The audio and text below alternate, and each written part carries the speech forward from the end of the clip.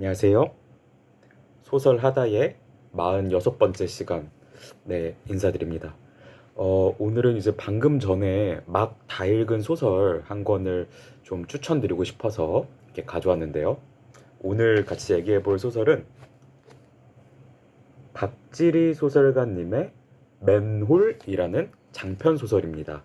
먼저 이 표지를 보면은 약간 좀 시네마틱한 모습이 있죠.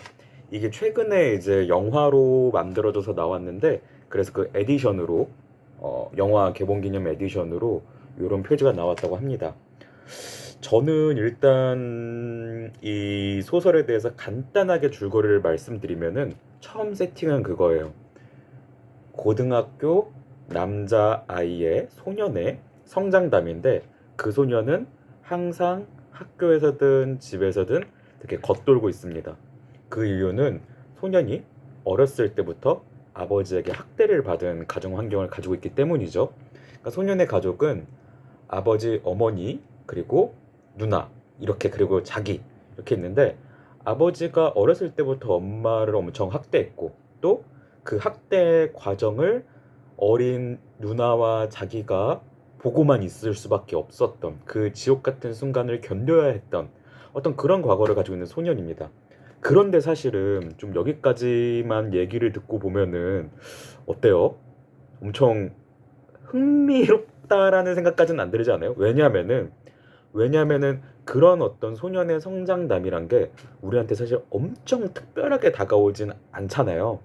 세팅 자체가 누가 보면은 아이 또 어떤 그런 방황기야라고 되물을 수 있을 만큼 우리에게 낯설지는 않은 세팅이죠. 하지만 그럼에도 불구하고 이 소설을 읽으면은 저는 맨홀과 같은 구멍 속으로 빨려 들어갈 수밖에 없다고 생각을 합니다. 그 이유는 여러 가지가 있는데요.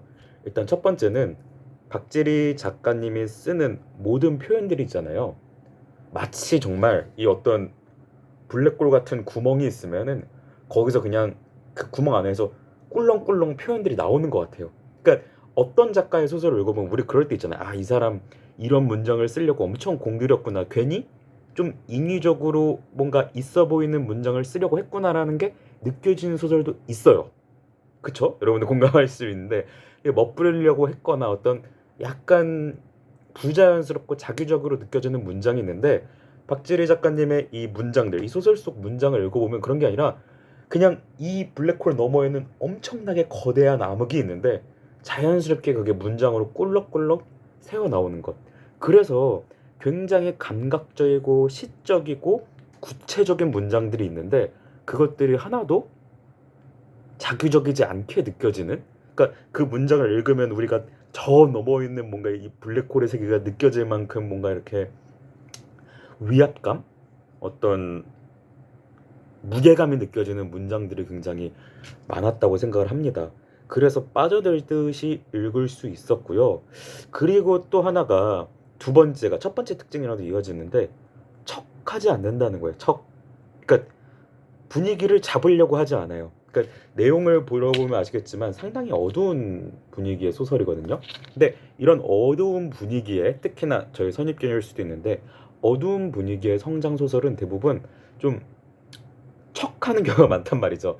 나쁘게 말하면 중이병적이고, 좋게 말하면 분위기를 창출하는 건데, 어쨌든 작가가 성장하는 그런 걸 담기 위해서 청소년들의 특유의 감성을 막 이렇게 만들려고 하는 게 있는데 전혀 그렇지 않아요. 그러니까 굉장히 고뇌하고 고민하고 그러는데 이 과정을 굉장히 담담하게 드러내줘요. 이 화자가 바로 주인공 그 소년이거든요. 그렇기 때문에 우리는 오히려 이 고민에 대해서 에이 치기 어린 고민이다 이런 생각이 아니라 빠져들어갑니다. 공감하게 되고 도대체 이 소년의 마음에 뚫린 구멍의 깊이가 어디까지인가, 좀 이런 것들을 생각을 하게 합니다. 그리고 저는 사실은 이 박지리 작가님의 이런 소설과 같은 유형의 화법이 요즘에는 되게 흔치 않은 소설이라고 생각을 해서 오히려 흥미가 갔어요. 화법이 뭐냐면은 되게 고백적이죠. 그러니까 자기의 내면에 대한 얘기를 이제 꺼내놓는 소설. 근데 요즘에도 그런 소설 많지 않나요? 하실 수도 있는데 저는 요즘 소설들은 좀 약간, 이렇게 말하면 좀 그렇지만, 화자가 등장하면은 어느 정도 그 화자가 뭐 가면을 쓰고 있다는 느낌을 받을 때가 있거든요. 왜냐하면은 독자에게 잘 보이기 위해서. 그러니까 재밌죠? 화자가 독자에게 잘 보기, 물론 그건 작가가 개입한 거겠죠. 화자가 독자에게 개입을 하기 위해서 자기 스스로 검열을 하거나 아니면 좀 소위 말하는 예쁜 말, 무해한 말을 하는 경우가 많은데, 저는 이렇게 자기의 밑바닥까지 그 문장을 통해 화자가 끌어올리는, 깊은 우물 속에 있는 그 한 방울 물까지 끌어올리려고 하는 이 화자의 태도, 작가님의 태도겠죠. 가 인상적이었습니다. 그래서 전혀 위약적이지도 않지만 되게 서늘하게 느껴지고 쓸쓸하게 느껴지고, 그러니까 화자가 쓸쓸해하고 나는 너무 슬퍼하진 않지만 보는 우리가 쓸쓸해지고 슬퍼지는. 그래서 이 소설을 꼭 한번 다들 읽으셨으면 좋겠는데, 이러면 너무 기대를 하게 되실 수도 있겠지만 마지막 끝이 엄청난 엔딩은 아닌데 엄청난 엔딩이에요. 무슨 말이냐면 스펙터클적인 볼거리적인 엔딩은 아니지만, 그런 의미에서 아니지만 이 모든 맨홀이라는 어떤 구멍에 대한 얘기 끝에 나올 수 있는 그것만이 나와야 되는 것 같은 엄청난 엔딩이 도사리고 있습니다.